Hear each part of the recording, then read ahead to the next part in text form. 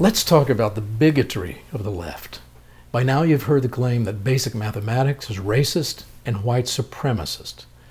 And now professors at Oxford University are claiming that sheet music and sheet music notation has the same racist history and a connection to a colonial past. And the same faculty also recently reportedly questioned whether the current music curriculum was complicit in white supremacy, because students learn the music of composers like Mozart and Beethoven and Bach. And so members of the music department now propose that students not be required to learn to play the piano or to conduct orchestras, as those practices are centered on white European music and cause students of color great distress. That's what they're saying. It will cause students of color great distress. So what is being implied here? Of course, it is a hard bigotry of low expectations. And this is racism in today's most acceptable form. It is simply not true, and we have to say this and we have to keep saying it. It's simply not true that intellectual complexity and discipline is beyond the ability of black students. It is not beyond their ability.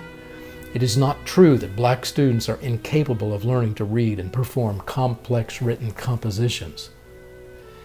The civilizational achievements of the 16th and 19th century, the 16th through the 19th centuries, is being attacked because scientific progress of the time was made possible by Christian theology.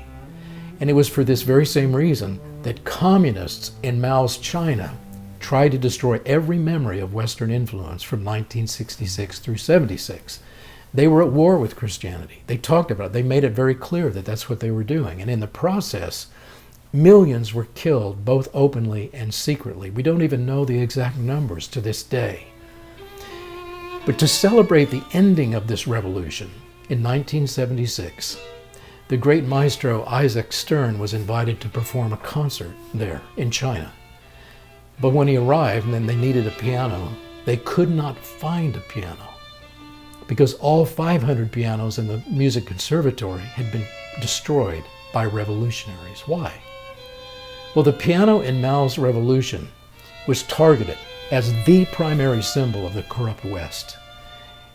The piano was seen as the most dangerous of all the Western instruments, and the communists described it as a coffin, a black box in which the notes rattled around like the bones of the bourgeoisie. That's a direct quote. World-renowned pianist, who is Chinese, was arrested because he was a pianist and made to clean toilets for 6 years in Taichung prison. He just barely survived, but he did survive. He survived by eating worms found in rotting vegetables. And at the same time, Chinese musicians, other musicians, violinists had their fingers smashed and their instruments destroyed and crushed. Now, this is not happening today at Oxford University, but the very same socialist ideology is driving the political destruction of high art and hard work and mental discipline and the sublime enjoyment of man's greater cultural achievements. Socialist ideology will always be bigoted and racist, denying that great things can be expected of all students.